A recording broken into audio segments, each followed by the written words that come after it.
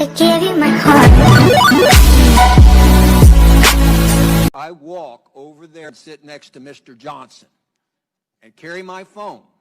Does Google know that I was sitting here and then I moved over there? You're welcome anytime, Judge. Yes or no? I genuinely don't know without knowing I'm what shocked services. you don't know. Do you or do you not collect identifiers like name, age, and address? Yes or no? If you're creating an account, yes, and using an account, yes. Yes. Device identifiers like IP address or IMEI? Depending on the situation, we could be collecting it, yes. Specific search histories when person types something into a search bar? If you have search history turned on, yes.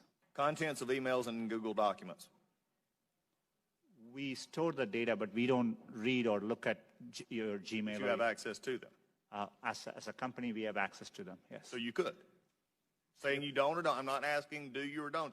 I'm saying you could, though there is a possibility. We have clear established policies on how we would do that data. GPS signals, Wi-Fi signals, Bluetooth beacons? You know, would depend on the specifics, but there may be situations, yes. The GPS, yes. Yes, if you have location. Voice and conversations when using Google Voice products? We give an option to turn on or off. And But if a person didn't know it, voice and conversations when using Google Voice products? Yes. We only record when they initiated with OK Google and then say the terms after. Do you believe that Google has been brought out here in some question is biased?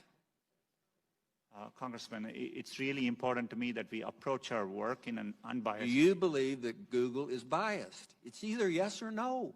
No, not in our approach. Why, number one, does Google need all this information?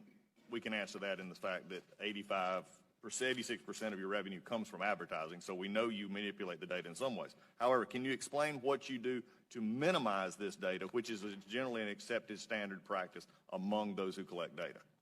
You know, our goal is, but we are providing, for example, if we are providing you a service like Gmail, which we have done for 15 years, that data, we need to store it for our users, so they expect us to. So we are trying hard to match users' expectations.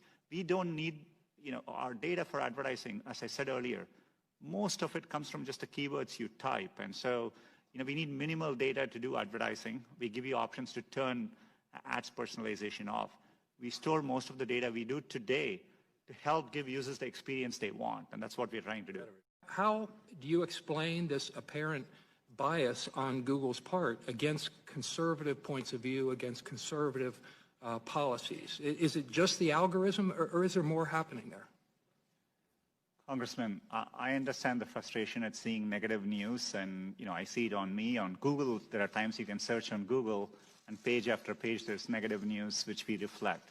But what is important here is we use a robust methodology to reflect what is being said about any given topic at any particular time.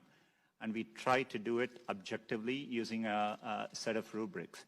It is in our interest to make sure we reflect what's happening out there in the best objective manner possible.